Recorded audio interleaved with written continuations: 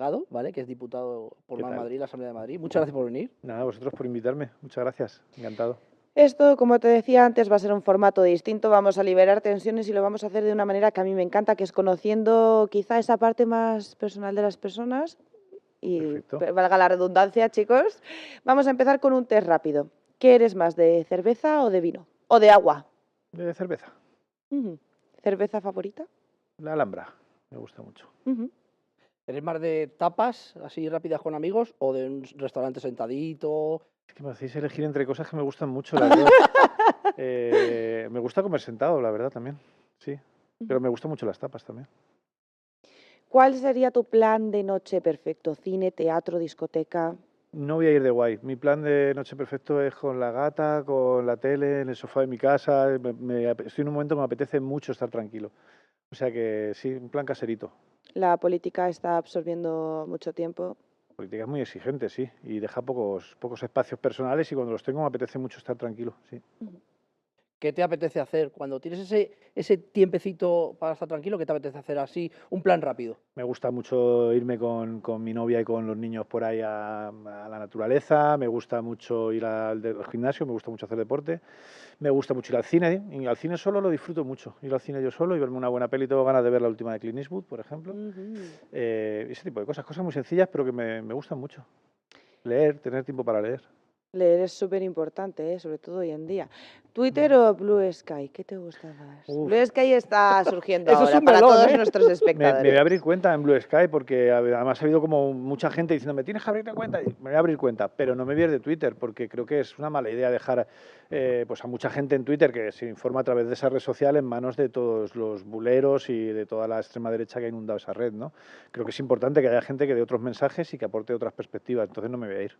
¿No te parece que Twitter se ha vuelto ahora también un poco, bueno, ya no tiene ni filtros, ni censuras, ni para ciertas imágenes que quizá no estamos tan acostumbrados a ver sin Twitter es un tapujos? infierno.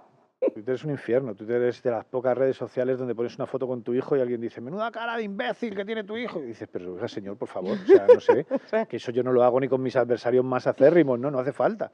Y se ha convertido en eso, pero yo creo que hay que estar. Que hay que estar precisamente para que eso no se extienda al conjunto del cuerpo social y acabemos viviendo en Twitter, que es lo que me preocupa.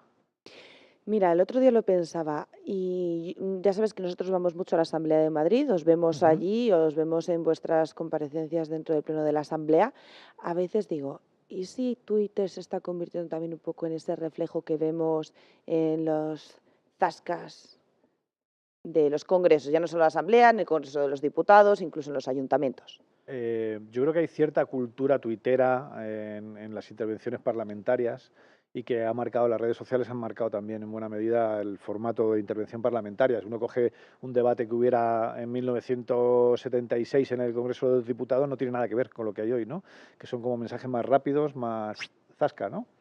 Y claro que ha influido, pero también es que los políticos tenemos que adaptarnos a los códigos de comunicación imperantes. Y es verdad que la gente es difícil que se vea un discurso de 8 o 10 minutos ahora mismo, ¿no? Entonces te obliga a condensar y te obliga a tratar de hacer que tu mensaje llegue de la forma más efectiva posible a la mayor cantidad de gente posible. Y es de cínicos no asumirlo porque es así. Claro. Vamos a pasar a ese test que tanto te gusta a ti, en el que sacas nombrecitos y él tiene que dar lo primero que se le ocurra. ¿Vamos a empezar con él? Ay, el otro día Sí. había la alcadesa de Pozuelo y estuvo muy Así que no ágil. te voy a poner Ten en cuidado, no te quedes en contexto. blanco, Emilio. Sabes que cualquier corte puede ser utilizado en tu Sí, sí, contra. sí, lo vi. Nombres de la actualidad política y tú me dices a ver qué te parece, ¿vale? Venga. ¿Qué piensas de Emilio Delgado? Claro, qué difícil me lo pones. Pues estoy satisfecho. Creo que me puedo mirar al espejo, incluso esto que dicen de hablar con el niño que fuiste y decir, no lo estás haciendo mal. Pedro Sánchez. Superviviente, un superviviente nato, ¿no? Y en buena medida, discrepando en muchísimas cosas con él, creo que ha sido capaz de sostener un gobierno progresista que tenía unas condiciones de existencia muy difíciles. Tiene su mérito. ¿Qué me podrías decir de Manuel Bautista? De Manuel Bautista, que está dejando pasar muchísimas oportunidades y me duele por la gente que vive en Móstoles, porque se las está perdiendo ellos, no Manuel Bautista. El alcalde de Móstoles, sí, es verdad, y está bien tenerle presente. ¿Qué me podrías decir de Juan Lobato? Juan Lobato, te puedo decir que ha ensayado una suerte de oposición razonable con alguien que no es razonable. Un estilo de mano tendida puede tener sentido cuando tienes delante una derecha con la que se puede hablar, con la que discrepes, pero se puede hablar, y me imagino el PNV, por ejemplo, ¿no? Pero no con la Ayuso. La señora Ayuso ha impuesto una actividad parlamentaria que es incompatible con tener como cierto grado de comprensión o de empatía que ha mostrado Lobato con ella, que creo que le van a costar el puesto. Pues, ¿qué piensas de Ayuso? De Ayuso pienso que es un personaje que aparece de forma recurrente a lo largo de la historia, que en realidad Ayuso es Thatcher, en realidad Ayuso pues es Trump, en realidad Ayuso es todos estos presidentes que venían a decir que la sociedad no existe, que solo existe el individuo, pero que en la sombra cooperan colectivamente para apoderarse de todo.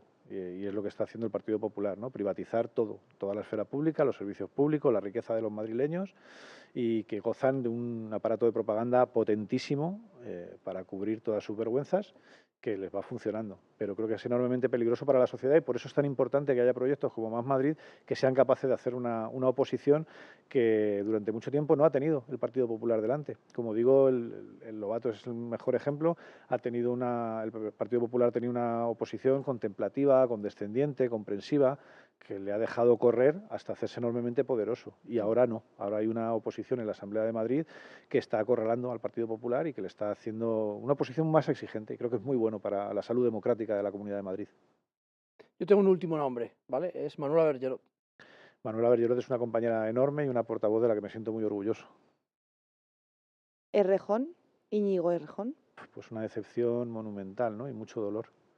Creo que después de las mujeres que se hayan podido sentir víctimas del trato con Errejón, los que más furiosos estamos con esta historia es la gente que hemos compartido cierto camino y sostenido muchas ideas con él, ¿no? Porque con su actitud personal ha puesto estas ideas a los pies de los caballos y a sus compañeros y compañeras también. Entonces entenderéis que hay mucho malestar y mucha furia ahí, ¿no? También hay mucho orgullo de ser un partido político que en 48 horas ha puesto fuera de la circulación a uno de sus fundadores, nada menos. Otros partidos llevan 20 años sin tomar una sola decisión al respecto cuando tienen casos así, y hace poco Feijóo, para justificar un pacto de gobierno, decía que un maltratador condenado es que había tenido un divorcio muy difícil, ¿no? Decía. En nuestro caso esto no se ha producido.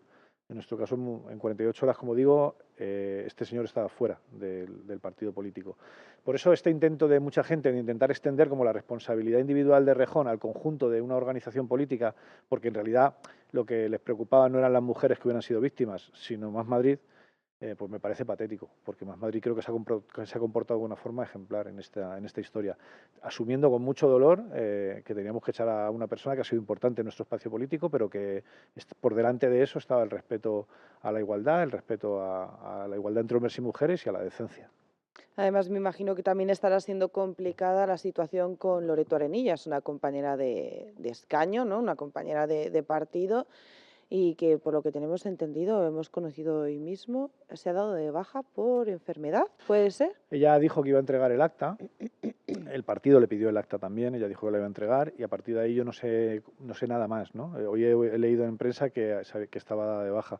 Yo espero que tras estas primeras semanas de shock inicial entregue el acta, porque el acta no es nuestra, o sea, el acta, aunque formalmente sí lo es, el acta es algo que nos dan los ciudadanos y ciudadanas para hacer de abogados suyos en las instituciones y por tanto no nos pertenece a los políticos, ¿no? Y yo creo que eso pues no tiene vuelta atrás, que tiene que entregarla. Creo que es una compañera eficaz y que ha trabajado muy bien y que dimensionó mal en un momento dado una información respecto a hechos concretos que a la luz de lo que ha sucedido luego pues era importante y que, bueno, pues ella misma ha dicho que va a asumir esta situación, así que yo espero que lo haga cuanto antes y que Más Madrid pueda seguir caminando como hasta ahora, que creo que tenemos una trayectoria realmente encomiable. En 5 años nos hemos convertido en primera fuerza de la oposición y alternativa al Partido Popular. Eso no lo ha hecho ninguna fuerza política en toda la historia de la Comunidad de Madrid. Y yo creo que merece la pena seguir apostando por este proyecto porque los madrileños y madrileñas necesitan confrontar el proyecto del Partido Popular, que es dañino y genera erosión a la sociedad madrileña. Y quien ha demostrado hasta ahora que estaba en condiciones de hacerlo es Más Madrid.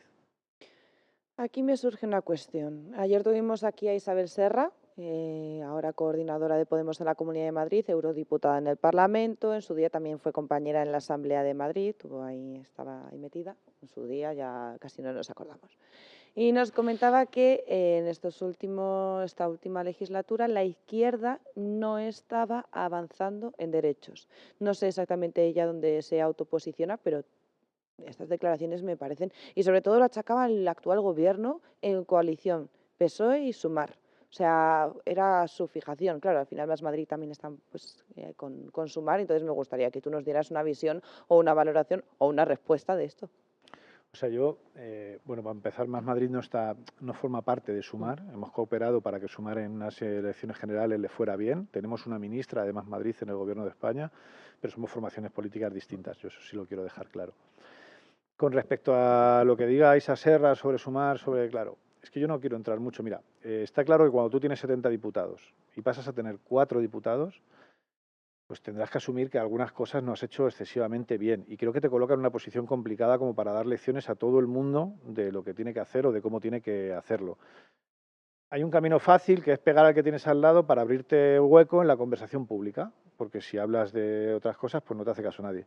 Pero es que yo haría mal entrando ahí, porque yo no estoy aquí para discutir con Isa Serra, yo estoy aquí para confrontar un proyecto de derechas que gobierna Madrid, que es trumpista y que se está cargando las universidades, que se está cargando la vivienda, que se está cargando el empleo, la industria, y no quiero desviarme de ahí ni un milímetro en peleitas de la izquierda que de verdad creo que a la gente no le interesan y no es como muy útil, ¿no? Entonces, entendiendo la necesidad que pueda tener Isa Serra o Podemos de confrontar o de polemizar con nosotros, no voy a entrar al trapo. ¿Qué crees que necesita la gente ahora mismo? Y ya te dejo hablar, Iván, No, porque tranquila, estoy tranquila. adueñándome del terreno.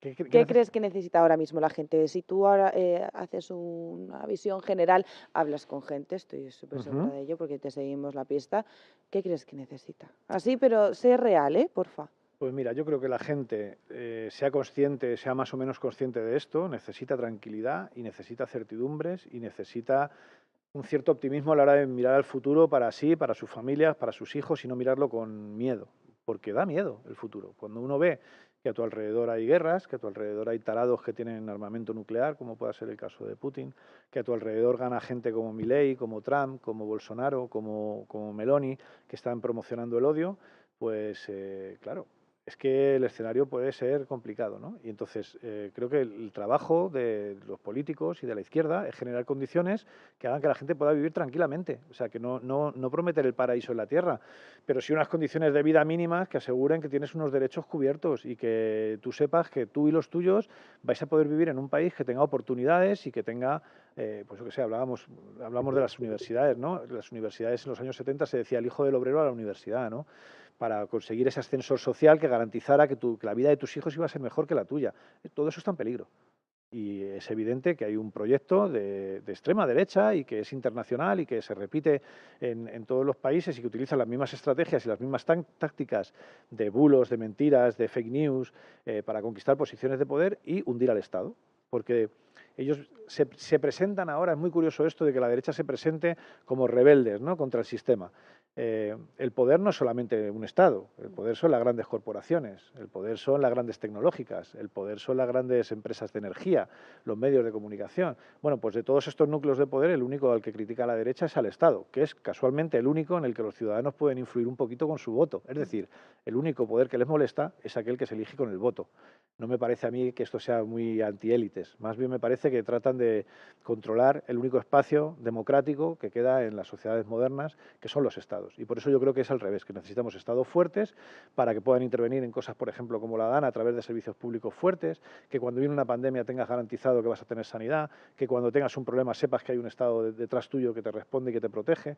Y esa es la tarea que tenemos las fuerzas políticas de izquierda, que es la de decir que en lo que tiene que ver con los estados vamos a garantizar la tranquilidad, el futuro y la estabilidad de las personas y de sus familias. Bueno, empezamos a meternos en materia.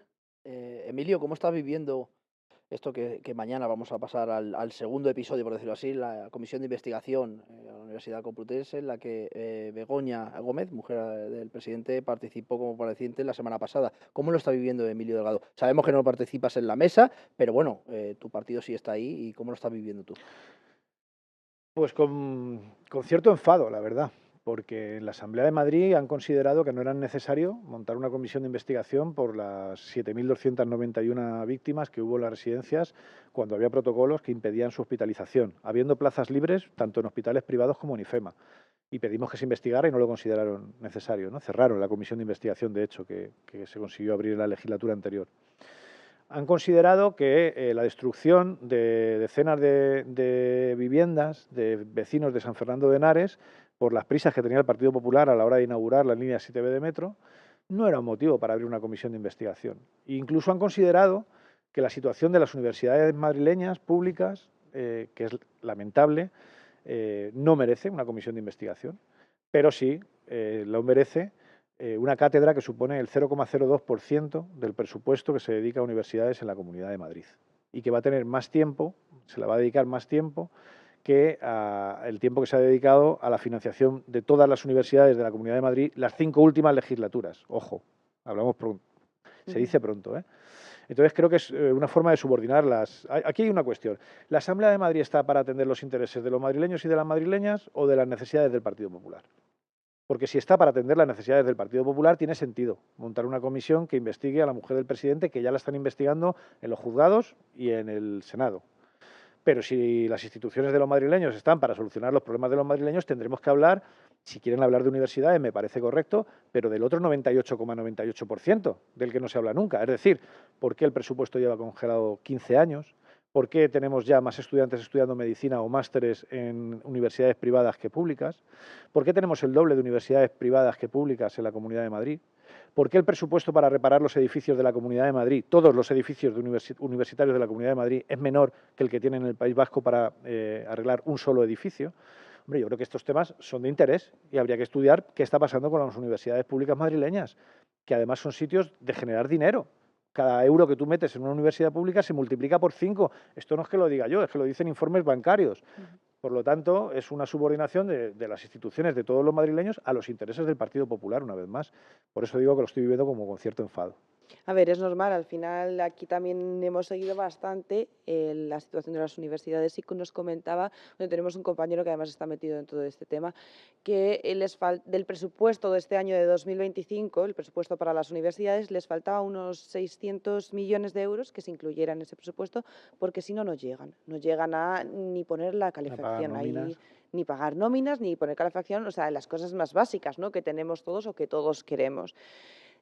Esto se junta con esa ley de universidades que la Comunidad de Madrid ya tiene ahí, ya tiene sobre la mesa y que está intentando luchar contra la ley de universidades estatal.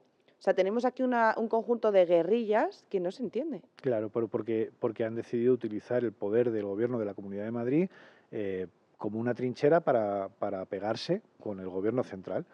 Entonces, bueno, pues los madrileños y madrileñas tienen que saber que no tienen un montón de recursos políticos y económicos que deberían de estar mirando a sus intereses, están puestos mirando a la pelea del Partido Popular con el Partido Socialista. La ley de universidades nadie la conoce. Han pasado un pequeño borrador a los rectores, que nunca se ponen de acuerdo en nada y casualmente todos están de acuerdo en que lo poco que han visto es un desastre, que no les gusta.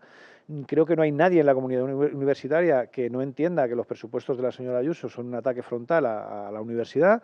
Y como digo, a mí como madrileño me preocupa que uno de los elementos que tienen que generar orgullo en una sociedad, que es tu sistema universitario, esté desmembrado por completo. Porque además se trata del ascensor social que permite a muchas familias salir de la pobreza, lo que decía antes, ¿no? Cuando se planteaba en los 70 el hijo del obrero a la universidad, es porque la universidad cumplía una función de ascensor social. Es el mecanismo por el cual intentas que tus hijos estén mejor, que tengan mejor vida de la que has tenido tú. Y es el mecanismo por el que muchos jóvenes pues, pueden abrirse un futuro e intentar mejorar su posición social. Y se lo están cargando. Y eso implica que están condenando a buena parte de la sociedad madrileña, especialmente a quienes tienen menos recursos, a no poder avanzar. ¿Eso cómo encaja con la idea de libertad que planteó Ayuso en las elecciones? ¿Dónde está la libertad de alguien que no puede marcharse de casa de sus padres porque la vivienda es imposible, que no puede acceder a estudios universitarios porque somos la comunidad que menos invierte por alumno de toda España, pese a ser la comunidad más rica? Esto es un ataque constante a las clases populares y son las clases populares las que les tienen que dar una respuesta a Ayuso y al Partido Popular y decirles que por ahí no, que los recursos de los madrileños están para los madrileños, no están para que ella libre una batalla con el Gobierno central a ver si con suerte puede ascender dentro de su partido, ¿no? Y bueno, además yo creo que estaréis los dos conmigo con que el manchar la imagen de la universidad pública en la Comunidad de Madrid viene de lejos.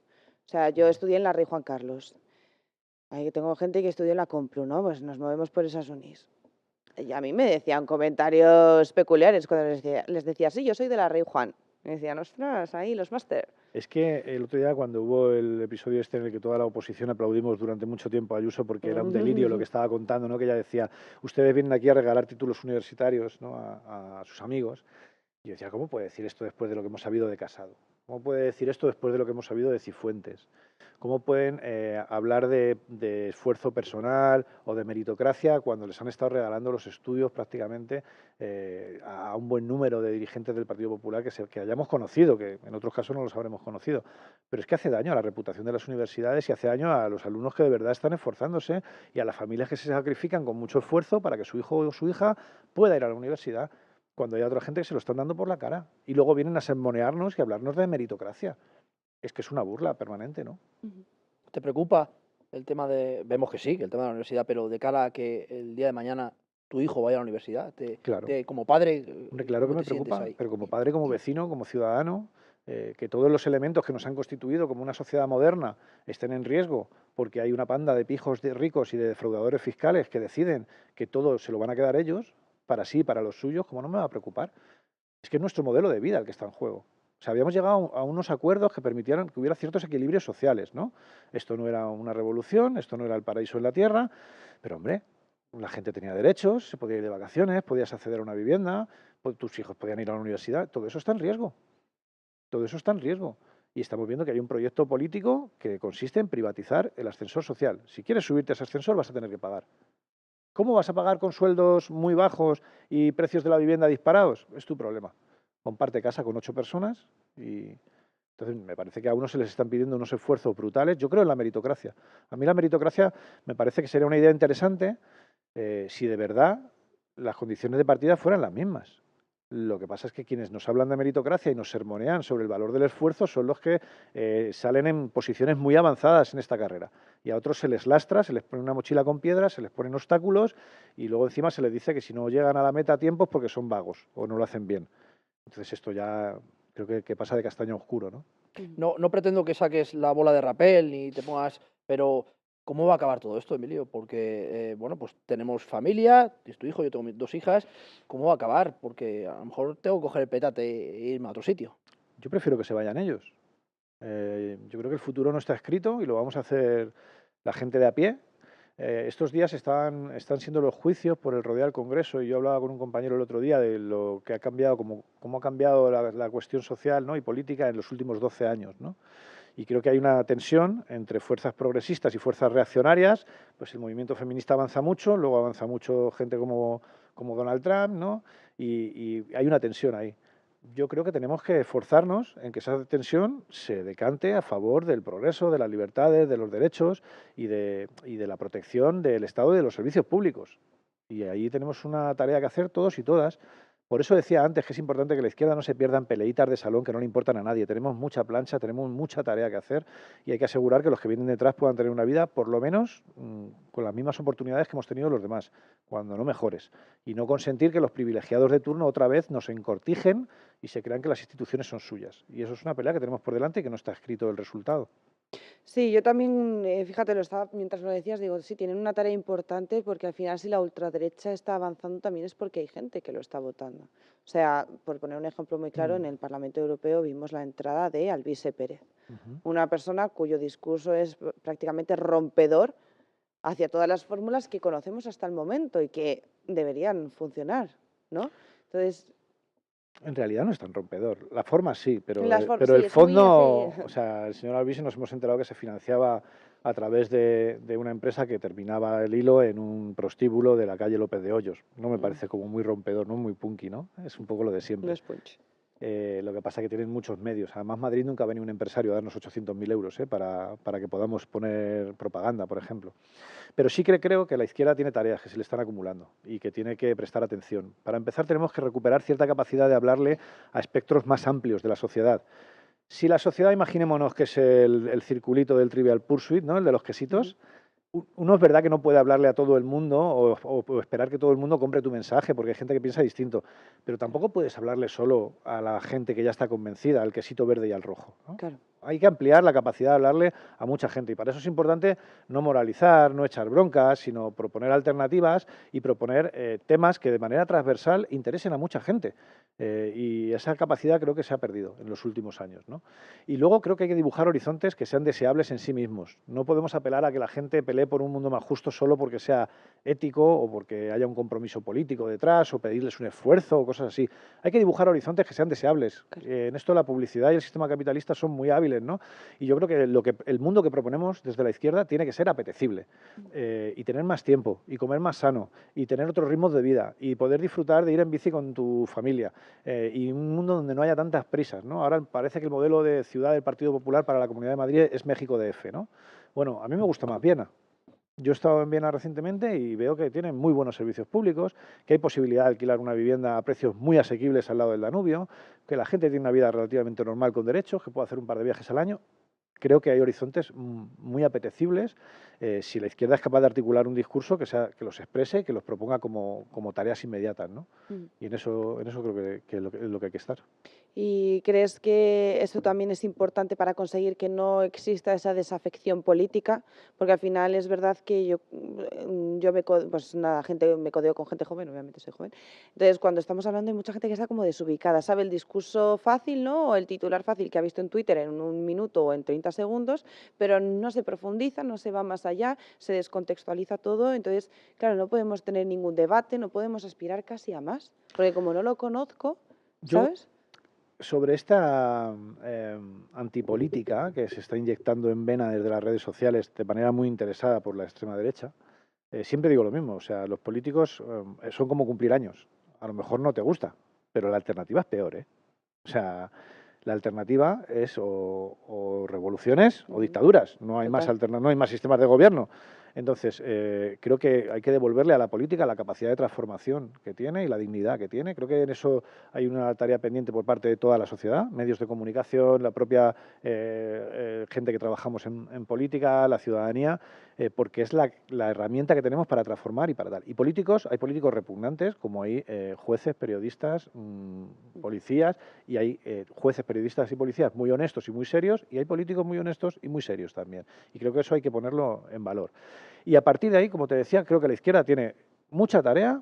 Para empezar, tiene que ser capaz de aterrizar ideas apetecibles, concretas, que ilusionen a mucha gente y ser capaz de ponerlas en circulación. Y salirse de los espacios de discusión privada sobre listas electorales, conflictos entre unos partidos y otros. No me interesan. Lo avanzo desde ya, no voy a entrar en ningún tipo de discusión de esas características porque me interesan otras. Me interesa que la gente tenga buenos servicios públicos, que tengas un gimnasio público cerca de tu casa para que puedas hacer deporte, que tengas unas buenas escuelas infantiles, que tengas ludotecas, que tengas teatros, que tengas cines. Todo eso se hace con los presupuestos públicos, no hay más. Y hablando de todo esto que estás comentando, ¿en tu familia no hay nadie que te ha dicho, hijo, ¿para qué te metiste en esto? Que solo me das disgustos. No, es que mi familia, a ver, yo tengo la suerte, vamos, tengo la suerte de vivir en una familia que desde pequeño, pues digamos, no me escondieron el mundo. Me dijeron, pues en el mundo hay cosas complicadas y nosotros intentamos en la medida que podemos empujar para que sean más fáciles para cuando tú seas mayor. Y yo de pequeño, pues he ido a manifestaciones o me han hablado de cuestiones políticas, entonces he llegado de una manera muy natural a esto. Y pues en las comidas hablamos de política. Y no hay una sensación de por qué te metiste en esto, hay una sensación de, jo, qué guay, pues si necesitas algo te apoyamos en lo que... Entonces yo estoy muy contento con mi familia, les doy las gracias a todos.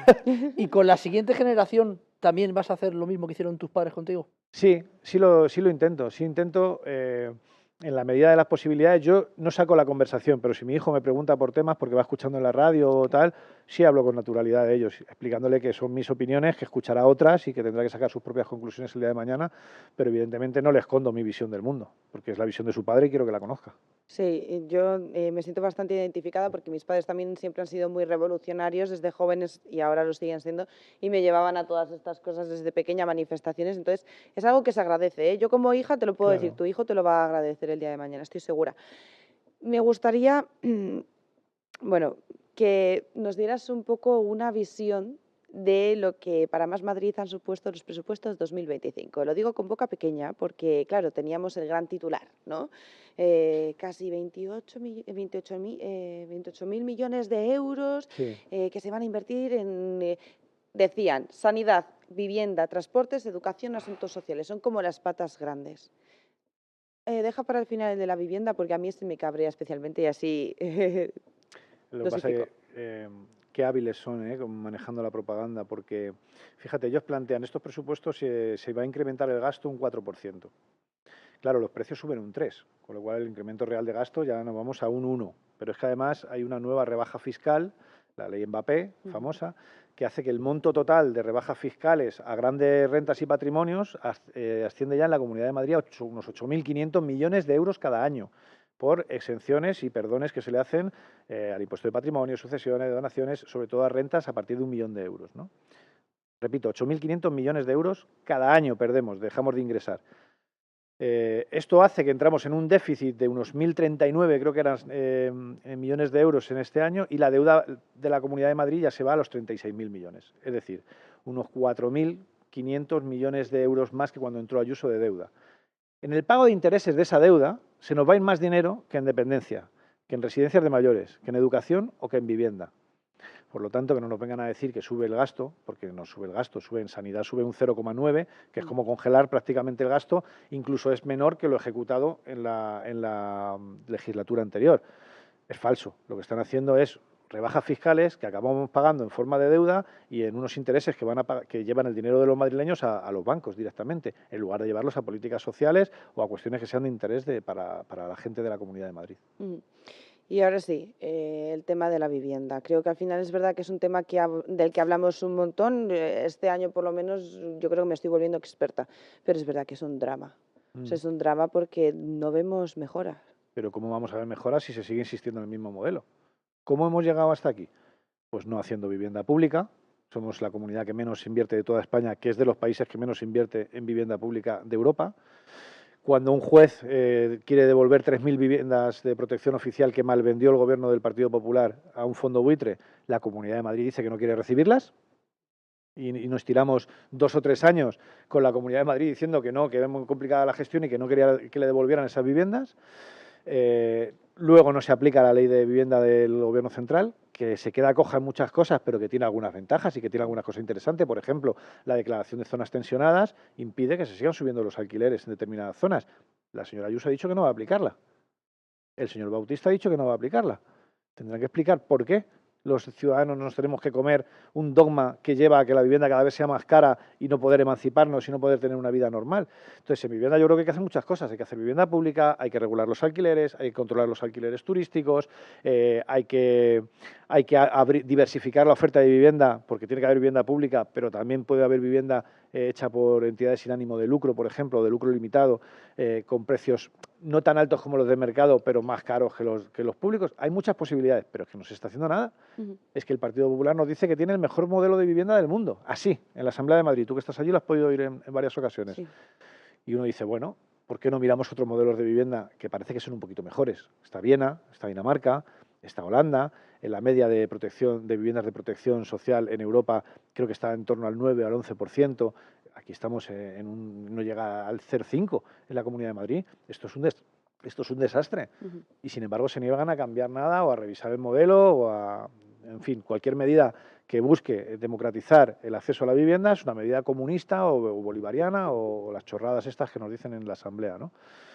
Por tanto, en la medida en que siga gobernando el Partido Popular, este tema está cerrado. No va a haber mejorías.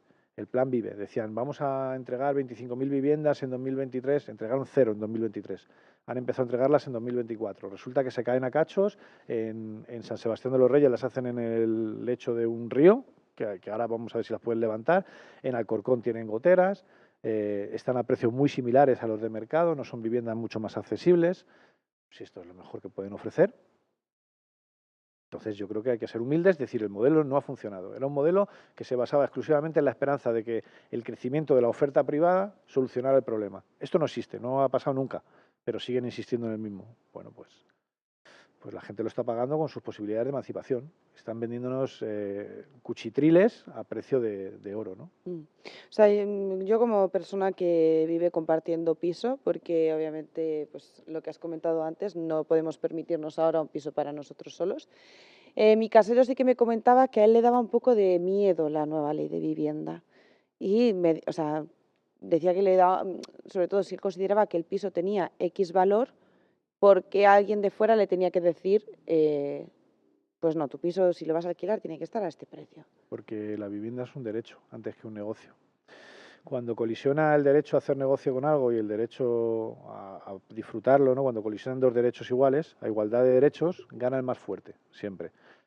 Los caseros tienen derecho a hacer negocio con las viviendas, la gente tiene derecho a acceder a una vivienda, colisionan dos derechos, a igualdad de derechos gana el más fuerte. ¿Para qué están las administraciones públicas? Para intervenir en ese pulso a favor de la parte más débil, ¿no? De la parte de la gente que necesita acceder a una vivienda. Y en lugar de eso, las administraciones públicas, en el caso de la Comunidad de Madrid, están interviniendo, pero para proteger al más fuerte. En la Comunidad de Madrid ya hay más gente que alquila 5 pisos que uno. Estamos viendo cómo hay un desembarco brutal de fondos buitre, de grandes tenedores que especulan con un bien de primera necesidad como es la vivienda. Bueno, pues entonces lo que se espera de una administración responsable es que intervenga a favor de los ciudadanos y ciudadanas para poner coto a la ambición desmedida de estos grandes fondos buitre y de estos grandes tenedores y garantizar el derecho a la vivienda. En lugar de eso están haciendo exactamente lo contrario. Están permitiendo, a base de no hacer vivienda pública, por ejemplo, que podría ser una forma de bajar los precios, ¿no? Intervenir la oferta diciendo, espérate, que yo voy a poner en circulación vivienda pública para que bajen los precios. No lo hacen. Tampoco van a las inmobiliarias a fiscalizar que no cobren las comisiones abusivas e ilegales que están cobrando muchas inmobiliarias. Eso es una pasada, ¿eh? Con una competencia desleal a las inmobiliarias que quieren comportarse correctamente y no cobran esas comisiones ilegales. Tampoco quieren regular los alquileres. Se han resistido hasta la saciedad a regular los alquileres turísticos. Hombre, pues yo creo que lo que están haciendo es intervenir en el mercado, pero a favor del más fuerte. ¿Ves algún atisbo de esperanza de Hay que el día de mañana tu hijo o mis hijas puedan aspirar a tener su propia vivienda, o esto va a ir a la deriva completamente? Insisto en que el futuro no está escrito y lo vamos a resolver las personas. Cuando nos plantemos decenas de miles de personas en el Parlamento y digamos, señores, la derecha la vivienda es un derecho, pues a lo mejor empiezan a cambiar cosas, pero tiene que ser una de las batallas fundamentales, el derecho a la vivienda, porque por mucho que el gobierno progresista suba los salarios, muchas veces, el salario mínimo, por mucho que se suba los salarios, si la vivienda es una aspiradora que digamos chupa toda esa subida salarial y crece muy por encima del precio de los salarios, da igual lo que suban los salarios o suban las pensiones, seguiremos teniendo un problema monumental, ¿no? Y por tanto, creo que tiene que ser un tema de los sindicatos, de las asociaciones de vecinos, del tejido vivo, social y político. Tiene que ser el primero la cuestión de la vivienda. Y al gobierno de Progreso, al gobierno del Partido Socialista y de Sumar, también hay que decirles que la ley de vivienda está muy bien, pero tiene algunos huecos importantes. Hay que regular el alquiler turístico. Las zonas tensionadas deberían declararlas los propios ayuntamientos para que podamos comparar. Si el ayuntamiento de Móstoles no quiere declarar zona tensionada y el de Alcorcón sí, que se le permita al de Alcorcón y comprobaremos si las medidas tienen sentido o no. Pero esto de que la Comunidad de Madrid impida que ayuntamientos que quieren declarar zonas tensionadas lo hagan, pues me parece que es algo que no es muy democrático ni muy saludable. Además, que mejor que lo haga el ayuntamiento de una ciudad que sabrá cómo está su ciudad, ¿no? Efectivamente. También, ya para ir cerrando tema vivienda, a mí lo que me abruma es la diferencia que hay con otras comunidades autónomas. Tengo gente que vive en Burgos y a lo mejor un piso familiar en alquiler está a 690, 700 euros, que dices, bueno, es un piso familiar, es grandecito, no está mal.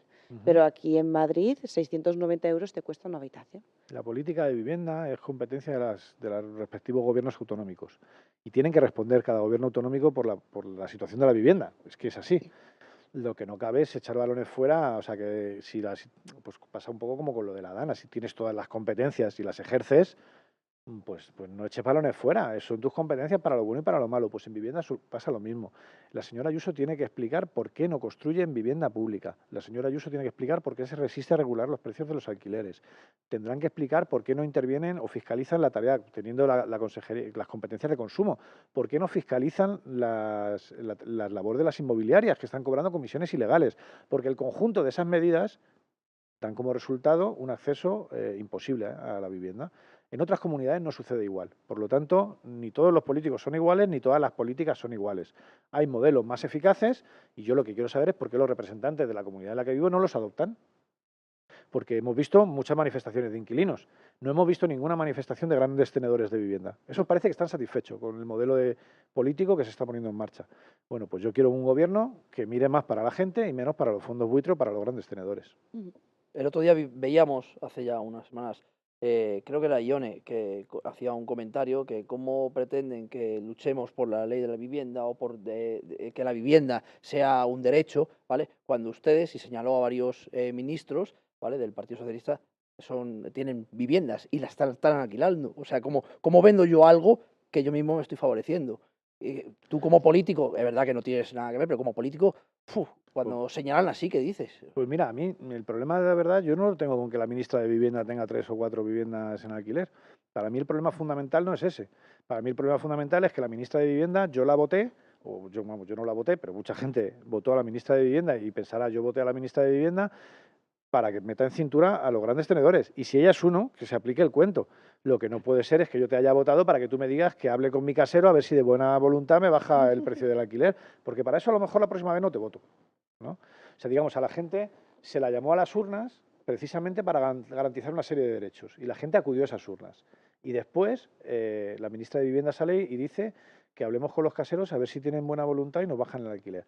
Mira, señora, yo la hemos puesto ahí entre todos para que usted haga leyes, no para que me diga que yo hable con mi casero, porque para eso es que a lo mejor la próxima vez no la voto. Y eso yo creo que es una reflexión que tienen que hacer los partidos que están en el gobierno, porque estamos viendo cómo en Estados Unidos, por ejemplo, no es que Donald Trump haya arrasado en votos, es que el Partido Demócrata ha caído en muchos votos de gente que esta vez se ha quedado en casa. Y no vale decir a la gente siempre que viene la derecha. La gente cuando pasa el mandato te dice, oye, ¿qué has hecho por mí? ¿Qué avances hemos tenido, ¿no? Y es cierto que este gobierno ha hecho muchas cosas, por ejemplo, en materia salarial o en materia de condiciones laborales, pero claro, si la vivienda, como decía antes, es una aspiradora que se come todos esos avances, pues la situación final de la gente es muy comprometida y es normal que la gente esté mal, esté enfadada, es lógico. ¿Qué le pasa a la izquierda? Lo voy a generalizar un poco, ¿vale? Pero ¿qué le pasa a la izquierda que cuando está cabreada, en vez de salir a votar, ¿vale? Sí, es verdad que se manifiesta, que se queja, pero cuando en vez de salir a votar masivamente, se queda en casa? Uy, somos muy exquisitos. Yo eso me enfada muchísimo. O sea, porque yo creo que hay que ser crítico, pero entre ser crítico y ser exquisito hay una diferencia. O sea, lo que no puede ocurrir aquí es que en la Comunidad de Madrid se apliquen protocolos que cuestan la muerte de 7.291 personas y esa gente salga revalidada sin ningún problema y la gente de izquierdas un día si aparcarse en doble fila diga, uff, ya no te voy a votar porque no confío en ti. Hombre, yo está bien que tengamos ciertos niveles de exigencia, me parecen sanos, pero también ciertos niveles de compromiso, ¿eh? O sea, porque si no dejamos las urnas y dejamos las elecciones en manos de un bloque que ha venido aquí a llevárselo todo. No nos confundamos, o sea, digamos, por sancionar un mal estás dejando que pase un mal 17 veces mayor y eso es una cuestión que tiene que valorar los electores. Yo no le voy a decir a nadie si tiene que votar o no, ni a quién, pero creo que en la izquierda a veces falta como un poquito de aguante y de saber mantener las posiciones y decir, bueno, no estoy de acuerdo con esto, lo voy a decir, voy a mostrar mi desacuerdo, pero no puedo abandonar en el voto a las formaciones políticas que están defendiendo y partiéndose la cara porque la gente tenga derechos. La alternativa es la que hay, vamos. Vamos a ir cerrando porque me quedo sin tiempo. Es verdad que hay muchos temas. Ahora mismo lo hablábamos antes con otro invitado. Parece que la actualidad y el mundo se está cayendo ahora mismo. Se ha juntado todo y en Madrid muchísimo más. Tenemos la comisión, como hemos hablado antes, los presupuestos. Bueno, una actualidad muy candente. A mí sí que me gustaría que hiciéramos un pequeño balance del clima que hay en la Asamblea de Madrid. Porque hubo un día que no me acuerdo si era porque estabais hablando sobre ese plan regional contra las drogas, que escuchamos recurrentemente ese más hachís, Sí, más sí, no sí. sé qué. Entonces, jolín, dices, ostras, el tema de las drogas, que se ha llevado vidas, ¿cómo se puede estar ironizando tanto con temas tan delicados? A ver, en Madrid, digamos, a mí últimamente hay mucha gente que en redes sociales me dice, tienes que dar el salto a nacional. Y yo Sí, siempre digo, la Asamblea de Madrid en realidad es casi estar hablando en términos nacionales porque Ayuso lo convierte todo en una pelea nacional, ¿no? Y es normal que haya tensión porque son proyectos políticos antagónicos que están chocando fuerte y que por primera vez Ayuso creo que tiene una oposición a la que no está acostumbrada. Y eso es gracias a Más Madrid. Y me parece normal que haya tensión.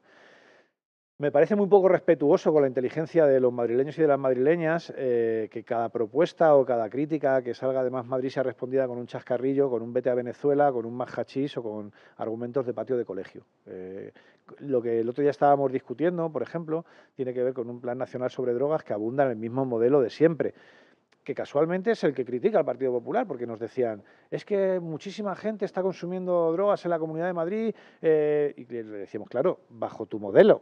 O sea, el modelo que yo propongo, que tiene que ver, por ejemplo, con plantear la posible legalización de sustancias blandas, como se ha hecho también, por cierto, con el alcohol o con el tabaco. Y que esto no implica fomentar el consumo de nada, implica controlar el consumo y sacar de la ecuación a las mafias, garantizar que lo que están consumiendo personas adultas es lo que quieren consumir y no material adulterado. Entonces, es una discusión que podemos tener. Pero si tú reduces esa discusión a más hachís y a chorradas de patio de colegio, estás privando a los madrileños de tener un debate político serio en su Parlamento regional.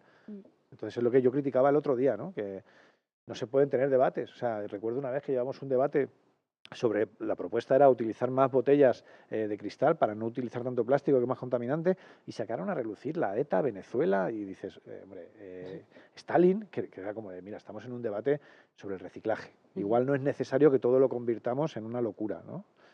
Y yo creo que es poco edificante el debate en la Asamblea de Madrid y es una pérdida de oportunidades para avanzar en la discusión política que le debemos a muchos madrileños y madrileñas que para eso nos han puesto ahí.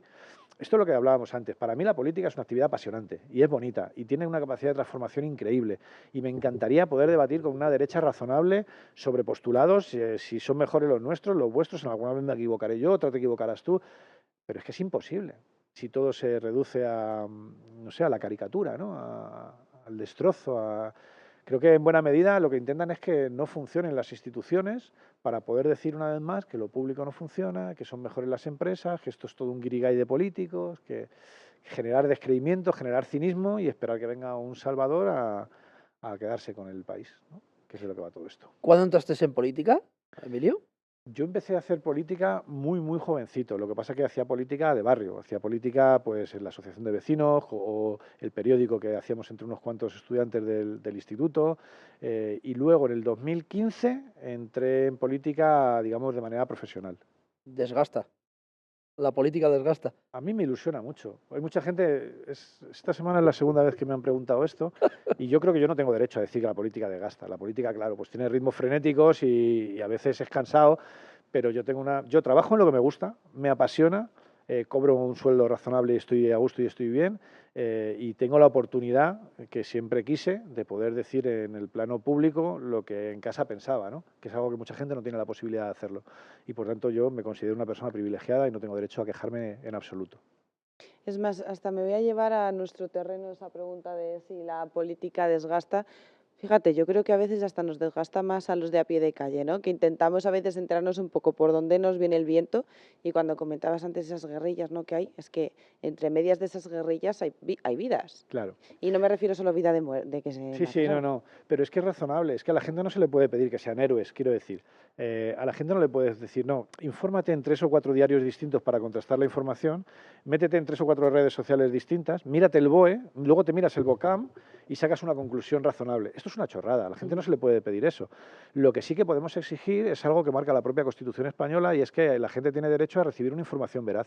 Claro. Entonces, cuando se está financiando con dinero público medios de comunicación que acumulan condenas por mentir, pues ahí tenemos un debate. Es que a lo mejor no hay que financiar con dinero público eso. Es que la sobrerepresentación de medios buleros financiados con dinero público que hay en la Comunidad de Madrid, muchos de los periodistas terminan después en Telemadrid, que es la tele pública de todos los madrileños.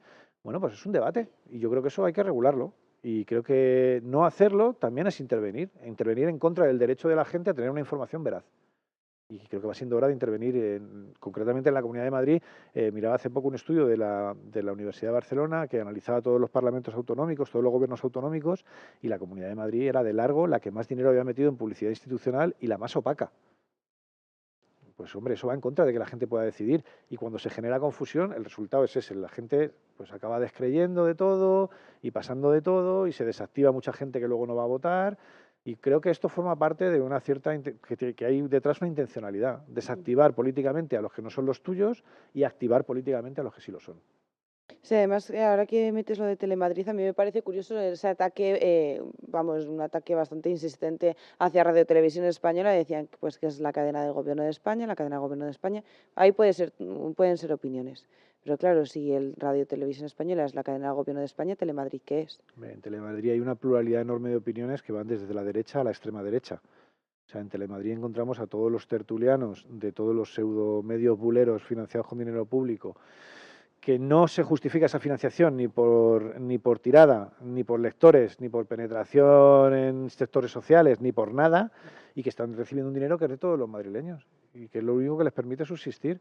Y que luego vemos cómo lanzan campañas de información que son favorables al gobierno de Ayuso permanentemente. Y en cambio a otros medios de comunicación con mucho más apoyo social y que, pues por ejemplo, estoy pensando en el diario.es, el jefe de gabinete de la presidenta se permite el lujo de llamarles por teléfono y decirles que les va a cerrar el medio, que los va a pisotear si siguen emitiendo informaciones sobre el novio de la presidenta que no son del agrado de Miguel Ángel Rodríguez. Bueno, es que esta gente llegó al gobierno con el eslogan de libertad, ¿eh? Ojo, vamos, se me vienen a la cabeza algunos sistemas poco democráticos que ofrecen más garantías que lo que está ofreciendo Ayuso ahora. Lo pudisteis ver el otro día en la Comisión de Universidades. Bueno, ahí se le daba un amplio margen de tiempo a quien defendía posiciones afines al Partido Popular y se cortaba de raíz cualquier intervención que no le gustara a la presidenta, que es del Partido Popular. Entonces, bueno, es que el entorno mediático, institucional, político y social que está creando la derecha en Madrid empieza a ser peligroso. Yo me he quedado sin palabras ya, claro. Y nos hemos quedado sin tiempo. O Ya, sea es que me parece tan interesante, pero es verdad, me he pasado bastante.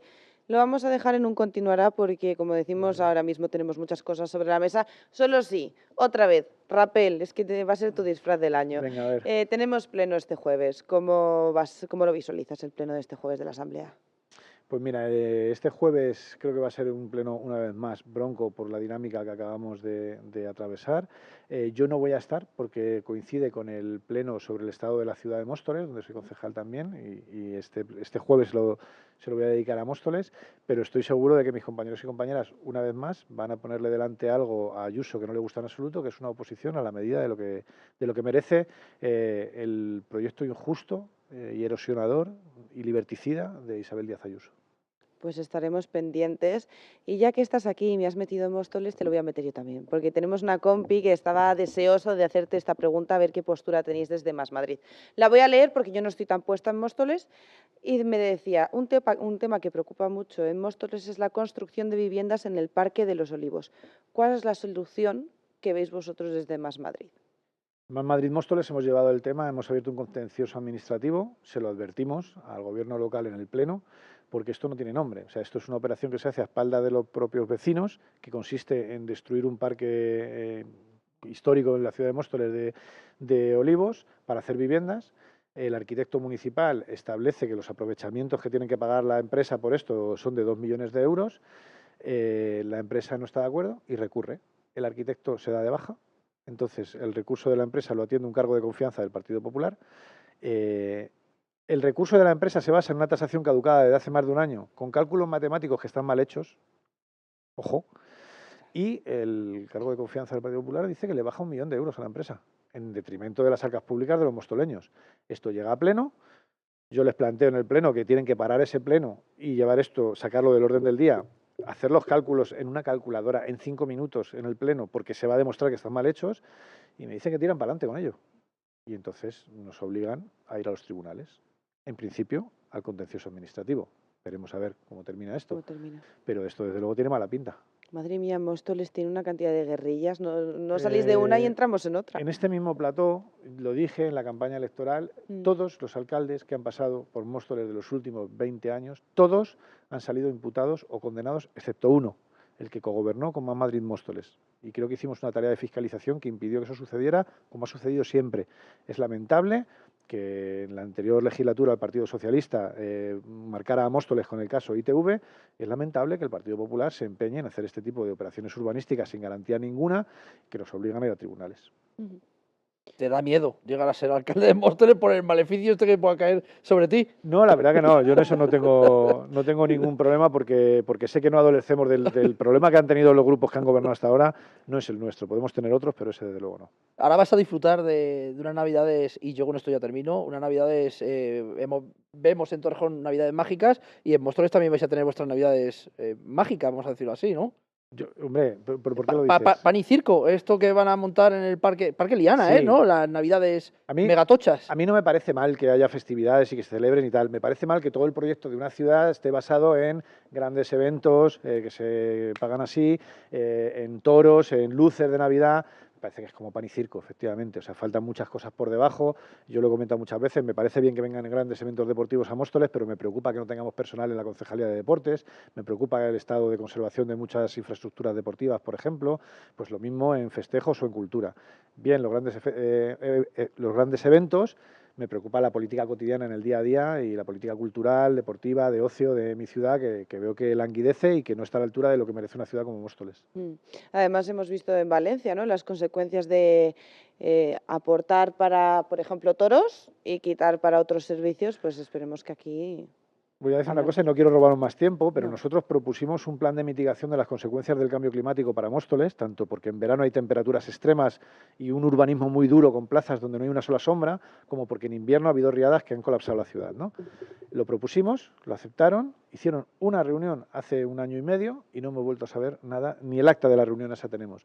Cuando tú no te tomas en serio este tipo de temas, estás exponiéndote a que dentro de 2 años tengamos un disgusto importante y hayamos perdido 2 años en los que podíamos haber preparado la ciudad evitando víctimas, evitando daños materiales, evitando disgustos, ¿no? Es lamentable. Y por eso digo que todos los políticos no somos iguales. Algunos hemos hecho nuestro trabajo y hemos puesto un plan muy detallado al servicio del gobierno local. Y el gobierno local, como no puede decir que no porque está mal visto, nos dice sí, sí, y lo tira a la papelera y no vuelve a sacar este tema en 1 año y medio. Para la próxima dejamos la parte que te examinamos de, venga, qué falta en Más Madrid, qué tal. No lo vamos a dejar en esta, vamos a esperar que pase este primer año y ya como regalo de Reyes pues te vienes y lo hacemos. Solo me queda darte las gracias, Iván. Vamos, a ti por invitarme y a Emilio por estar con nosotros. Muchas gracias. Gracias por estar y nada. Un placer cuando queráis.